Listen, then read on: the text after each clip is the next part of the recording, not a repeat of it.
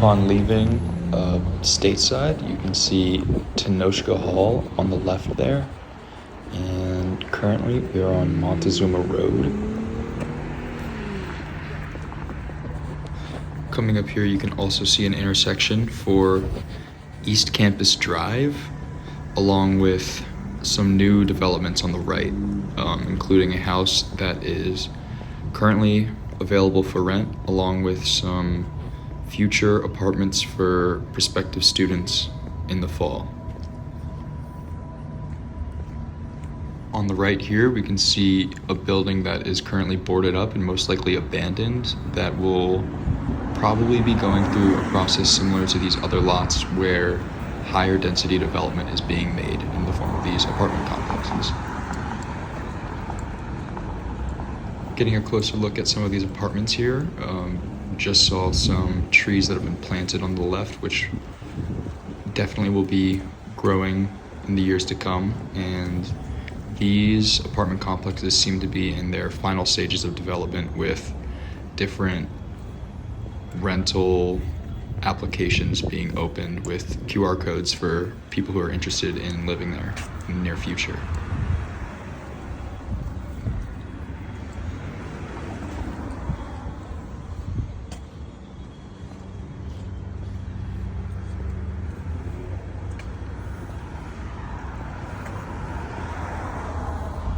Leaving this fenced-off construction area for these new apartments, we come across an apartment that has been here for a little bit longer,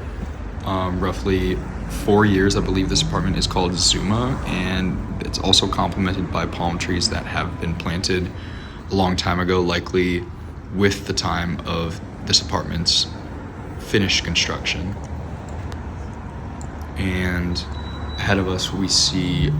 more fenced off development that shows apartment complexes that are also in their final stages of development.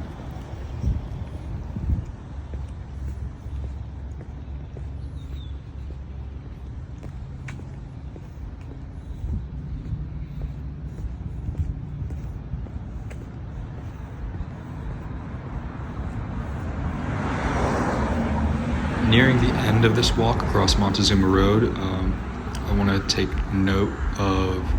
some of the traffic that has been present along Montezuma Road. Around this time, I believe there was a Matt Rife concert on campus. He's a comedian, so he was performing at Viejas Arena, and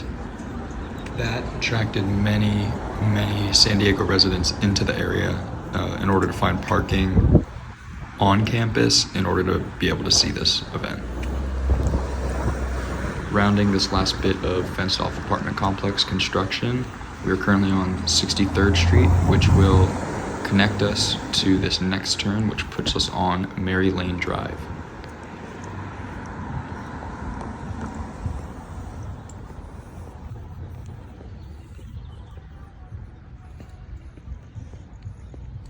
Turning the corner here onto Mary Lane Drive, you get a little view of the sunset, which is complemented by a lot of the front lawns in this area being well kept, and including many different trees that have been around for what seems to be a few years, as the landlords here currently are renting a majority, if not all, of these single-family homes out to students at SDSU at either in their third or fourth years or additional years. And walking through this, we can see some of the different areas that are being well kept in this manner.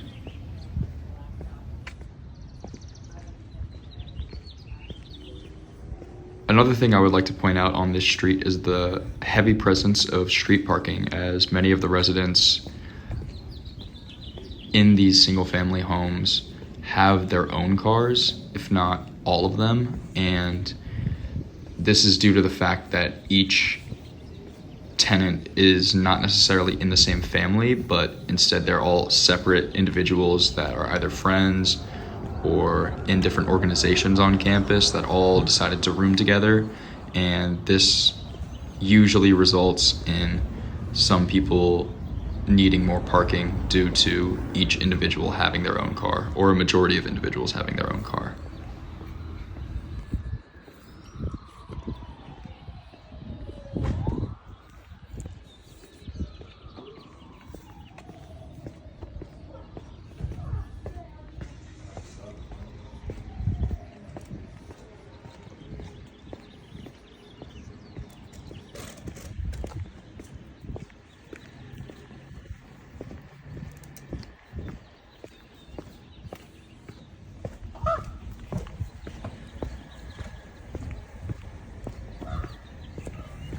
With this view of the street, it's becoming readily available that this road is definitely more quiet, more laid back than that of Montezuma, which was experiencing heavy traffic just now.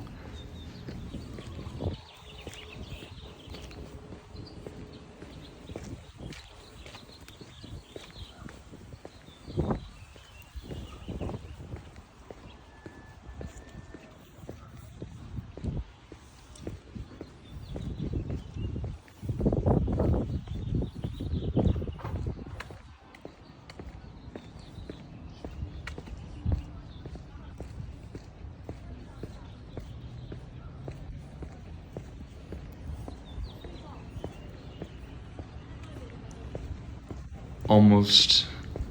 getting to the end of our walk through Mary Lane Drive here, and we will be taking a left onto Rockford Drive, which will connect us to Dorothy Drive.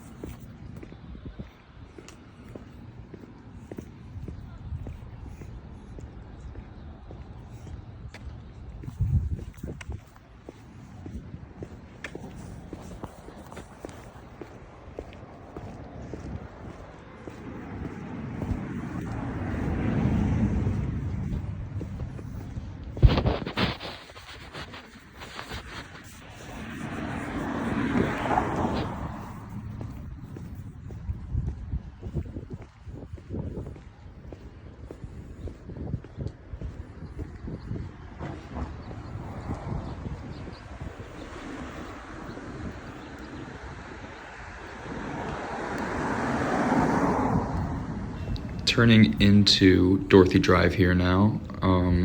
One thing that sort of separates this street from the one we were previously on is sort of a heavier mix between long-term residents and short-term college residents, which sort of makes this street and other streets like it, both in San Diego and across the country, with neighboring, further expanding universities, sort of a point of interest and an area of conflict for the local college area community surrounding this area, as these sort of buffer zones between the uses of these single family homes is sort of conflicted with the interests of the community, sort of maintaining its character and the perceived rowdiness of the college students that are coming in.